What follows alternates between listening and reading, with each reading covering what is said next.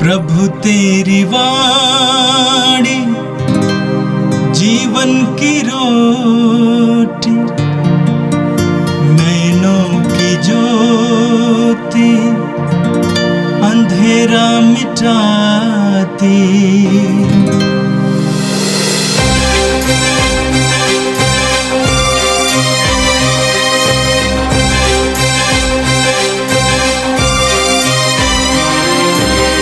प्रभु तेरी वाणी जीवन की रोटी, नैनों की ज्योति अंधेरा मिटाती।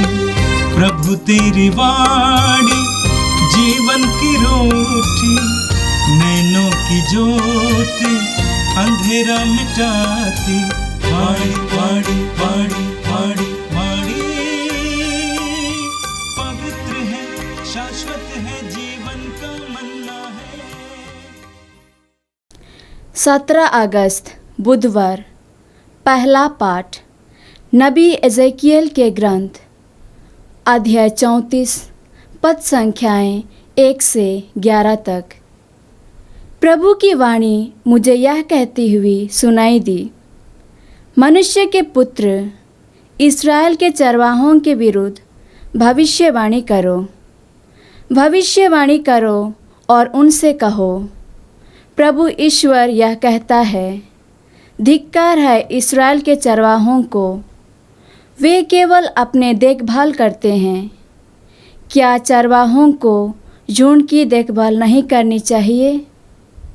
तुम भेड़ों का दूध पीते हो, उनका ऊन पहनते और मोटे पशुओं का वध करते हो, किंतु तुम भेड़ों को नहीं चराते। तुमने कमज़ोर भेड़ों को पौष्टिक भोजन नहीं दिया, बीमारों को चंगा नहीं किया, घायलों के घावों पर पट्टी नहीं बांधी, भूली भटकी हुई भेड़ों को नहीं लौटा लाए और जो खो गई थी उनका पता नहीं लगा लिया। तुमने भेड़ों के साथ निर्दय और कठोर व्यवहार किया है। वे बिखर गईं क्योंकि उनको चराने वाला कोई नहीं रहा और वे बनैले पशुओं की शिकार बन गई। मेरी भेड़ें सब पर्वतों और ऊंची पहाड़ियों पर भटकती फिरती हैं। वे समस्त देश में बिखर गईं और कोई भी उनकी परवाह नहीं करता, कोई भी उनकी खोज में नहीं निकलता। इसलिए हे चरवाहों, प्रभु की वाणी सुनो। प्रभु ईश्वर यह कहता है, अपनी अस्तित्व की शपथ, मेरी भेड़ें चराने वालों के अभाव में बनैले पशुओं की शिकार और भक्ष्य बन गई हैं। मेरे चरवाहों ने भेड़ों की परवाह नहीं की। उन्होंने भेड़ों की नहीं बल्कि अपने देखभाल की है। इसीलिए हे चरवाहों, प्रभु की वाणी सुनो। प्रभु यह कहता है, मैं उन चरवाहों का विरोधी बन गया हूँ। मैं उनसे अपनी भेड़ें वापस मांगूंगा। मैं उनकी चरवाही बंद करूंगा। वे फिर अपने ही देखभाल नहीं कर पाएंगे। मैं अपनी भेड़ों को उनके पंजे से छुड़ाऊंगा और वे फिर उनके शिकार नहीं बनेंगी। क्योंकि प्रभु ईश्वर यह कहता है, मैं स्वयं अपनी भेड़ों की सुध लूँगा और उनकी देखभाल करूँगा। यह प्रभु की वाणी है। संत मत्ती के अनुसार पवित्र सुसमाचार अध्याय 20 वाक्य 1 से 16 तक। स्वर्ग का राज उस भूमिधर के सदृश है जो अपनी दाखबारी में मजदूरों को लगाने के लिए बहुत सवेरे घर से निकला। उसने मजदूरों के साथ 1 दीनार रोजाना तय किया और उन्हें अपनी दाखबारी भेजा।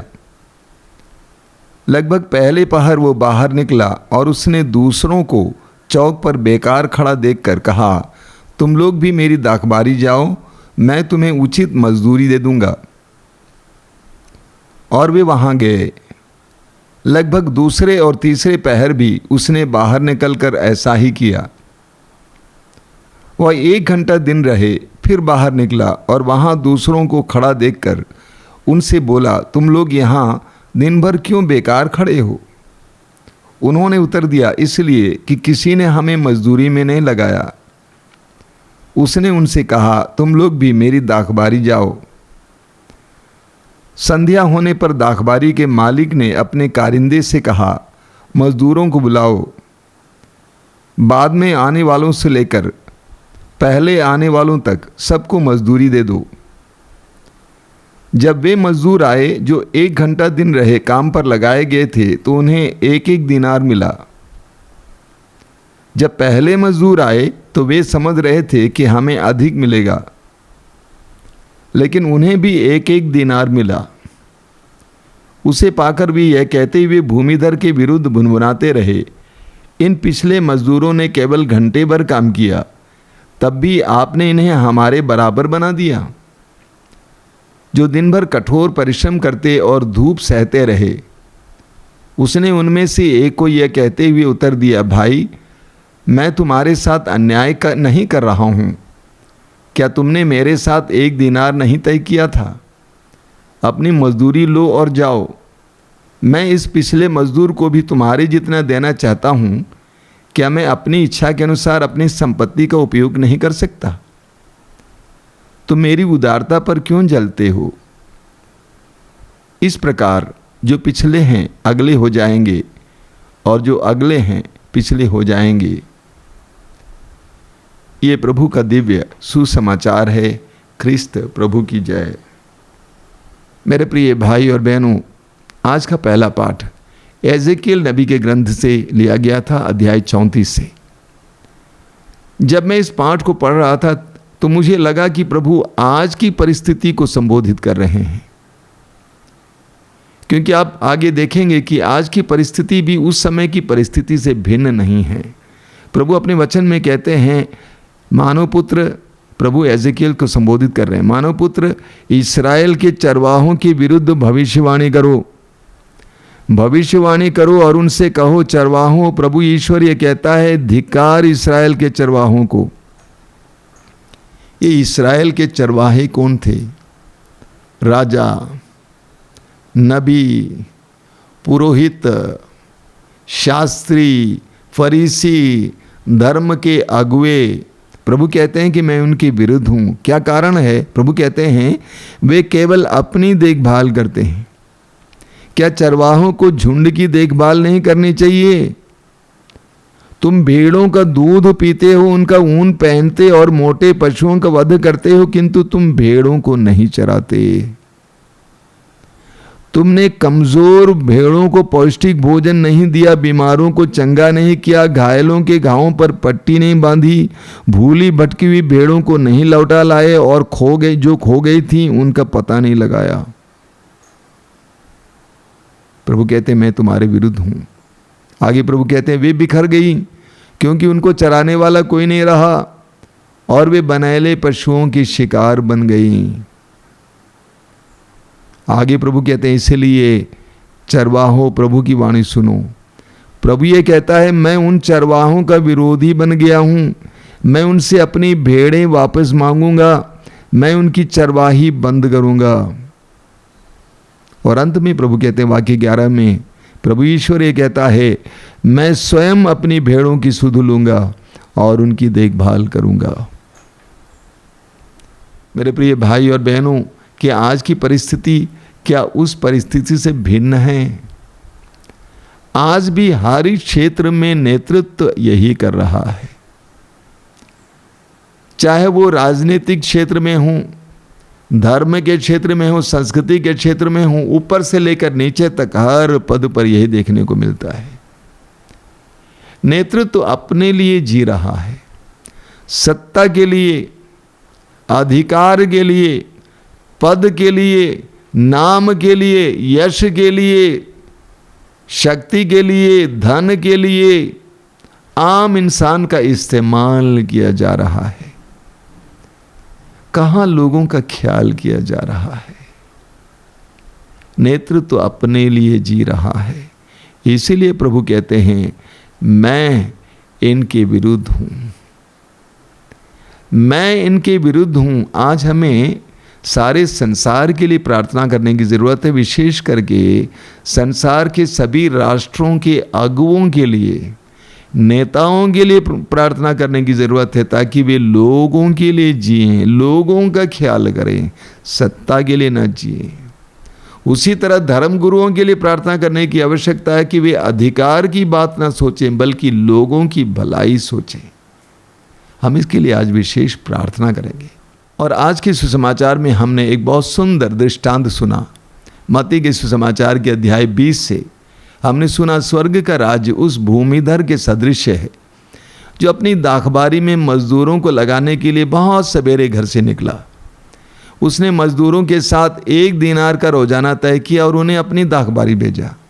आगे लगभग पहले पहर वो बाहर निकला और उसने दूसरों को चौक में बेकार खड़ा देखकर कहा, तुम लोग भी मेरी दाखबारी जाओ, मैं तुम्हें उचित मजदूरी दे दूंगा। दूसरे और तीसरे पहर भी उसने बाहर निकलकर ऐसा ही किया। जब 1 घंटा दिन रहे फिर बाहर निकला और वहाँ दूसरों को खड़ा देखकर उनसे बोला, तुम लोग यहाँ दिन भर क्यों बेकार खड़े हो? उन्होंने उत्तर दिया, इसलिए कि किसी ने हमें मजदूरी में नहीं लगाया। उसने उनसे कहा, तुम लोग भी मेरी दाखबारी जाओ। और अंत में सबको बराबर मजदूरी देता है। बहुत ही सुंदर दृष्टांत है। इसका संदेश क्या है? सबसे पहले ईश्वर अपने राज्य के लिए कार्य करने के लिए लोगों को ढूंढ रहा है। ईश्वर स्वर्ग के राज्य के लिए कार्य करने के लिए लोगों को ढूंढ रहा है। हम जानते हैं आज शैतान का राज्य कितनी तेजी से फैल रहा है। स्वर्ग के राज्य को फैलाने के लिए लोगों के लिए प्रभु ढूंढ रहे हैं, और जिस समय भी लोग पाए जाते हैं उनको कार्य में लगाया जाता है। पहले पहर, दूसरे पहर और अंतिम पलों में भी उनको लगाया जाता है। प्रभु ईश्वर चाहता है कि हर मनुष्य ईश्वर के राज्य के लिए कार्य करे। प्रभु ईश्वर नहीं चाहता है कि कोई भी मनुष्य समय बर्बाद करे। प्रभु ईश्वर चाहता है कि हर मनुष्य कार्य करें, कभी भी ईश्वर के राज्य के लिए समय निकालें, 1 घंटा भी निकालें। मैं आज देखता हूं कि बहुत सारे लोग विशेष करके अलग अलग प्रकार की नौकरियों से रिटायर्ड हुए हैं। उनके पास बहुत तजुर्बा है, बहुत खूबियां हैं, बहुत अनुभव है, लेकिन मैं देखता हूं कि ये सब व्यर्थ में जा रहा है, समय बर्बाद किया जा रहा है। अगर वे चाहें तो ईश्वर के राज्य के लिए अलग अलग ढंग से कार्य कर सकते थे। मैंने कहीं कहीं कुछ अच्छी संस्थाओं में देखा है, कुछ रिटायर्ड लोग वहाँ पर छोटे छोटे कार्य में लगे हुए हैं। टेलीफोन अटेंडेंट हैं, मेहमानों की देखभाल करने वाले हैं, दरवाजे के ऊपर लोगों को स्वीकार करने वाले हैं। छोटे छोटे कार्य जो वे कर सकते हैं। उन्होंने तय किया कि रिटायर होने के बाद मैं किसी संस्था में भलाई का कार्य करूंगा, लेकिन समय बर्बाद नहीं करूंगा, ऊर्जा को बर्बाद नहीं करूंगा। प्रभु चाहते हैं कि हर मनुष्य ईश्वर के राज्य के लिए कार्य करें। रिटायरमेंट होता नहीं है। हम जानते हैं जब से ये नौकरी की प्रथा आई उस समय से रिटायरमेंट शब्द भी आया है, वरना लोग जीवन पर्यंत अपनी शक्ति के अनुसार कार्य करते थे, सेवा करते थे, चाहे वो सामाजिक क्षेत्र में हो या परिवार में हो। प्रभु यीशु भी इस दृष्टांत के द्वारा यही संदेश सुनाते हैं कि चाहे 1 घंटा हो, थोड़ा समय हो, जीवन के अंतिम पलों में हो, थोड़ी सी सहायता हो, करो, सेवा करो, ईश्वर के राज्य के लिए काम करो। बड़े मज़े की बात है कि अंत में सबको बराबर मजदूरी दी जाती है। हालांकि हमारी दृष्टि में ये कुछ अन्याय जैसा लगता है, लेकिन अन्याय नहीं है। प्रभु स्वयं दृष्टांत में समझाते हैं कि जिससे पहले तय किया गया था उसको पूरा दिया गया और अन्य लोगों को भी उसके बराबर दिया गया। क्या मतलब इसका? सबसे पहले ईश्वर उदार हैं, ईश्वर की उदारता पर हम कोई सवाल नहीं कर सकते। ये नहीं कह सकते कि मैं इतने साल से करते आ रहा हूं, मुझे प्रतिफल नहीं मिला, इसने सिर्फ 1 घंटा किया, इसको प्रतिफल मिला है। ईश्वर उदार हैं। दूसरा मतलब है प्रभु की दृष्टि में समय मायना नहीं रखता है, प्रभु की दृष्टि में हमारा उद्देश्य मायना रखता है। तुमने ईश्वर के राज्य के लिए कार्य किया, उसके लिए तुम उदार हुए, इसीलिए ईश्वर तुम्हारे प्रति उदार होता है। अंत में प्रभु यीशु कहते हैं जो अगले हैं वो पिछले हो जाएंगे और जो पिछले हैं वो अगले हो जाएंगे। कई बार प्रभु ये कहते हैं, मत्ती के सुसमाचार के अध्याय 19 वाक्य 30 में भी इसी बात को प्रभु ने कहा है। कई लोग जो कई दिनों से प्रभु के शिष्य बने हुए हैं, देखने को मिलता है कि वे पिछले होते जा रहे हैं, लेकिन कई लोग जो नए नए आए हैं उनके अंदर ज़्यादा उत्साह है, ज़्यादा उदारता है। प्रभु कहते हैं कि प्रभु की दृष्टि में समय मायना नहीं रखता है, बल्कि हमारा लगन, हमारी उदारता, हमारा ईश्वर के राज्य के प्रति जो उद्देश्य है ये मायना रखता है। हम प्रार्थना करें, प्रभु से प्रार्थना करें सबके लिए कि प्रभु हमें सद्बुद्धि दें, प्रकाश दें, प्रज्ञा दें, ताकि हम भी ईश्वर के राज्य के लिए प्रयत्न कर सकें। हमारे पास जो समय है, समय का सदुपयोग कर सकें। हमारे पास जो ऊर्जा है उसका सदुपयोग कर सकें। हमारे पास जो प्रतिभाएं, शक्तियां हैं उसको ईश्वर के राज्य के लिए इस्तेमाल कर सकें। प्रभु ऐसे लोगों को आज ढूंढ रहे हैं जो ईश्वर के लिए और ईश्वर के राज्य के लिए काम कर सकें। हे प्रभु यीशु, हम पर दया कीजिए, हमें प्रज्ञा का वरदान दीजिए, विवेक का वरदान दीजिए, उदारता का वरदान दीजिए। तेरे राज्य के लिए काम करने के लिए अपने जीवन को समर्पित करने की कृपा दीजिए। थोड़ा हो या ज़्यादा हो, लेकिन तेरी दृष्टि में कोई ज़्यादा मायना नहीं रखता है, तेरी दृष्टि में हमारा उद्देश्य मायना रखता है। हमें कृपा दीजिए।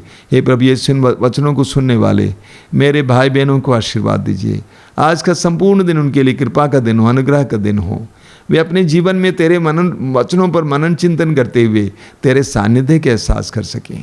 हमारी प्रार्थना को ग्रहण कर, आमीन। प्रभु तेरी वाणी जीवन की रोटी, नैनों की ज्योति अंधेरा मिटाती। वाणी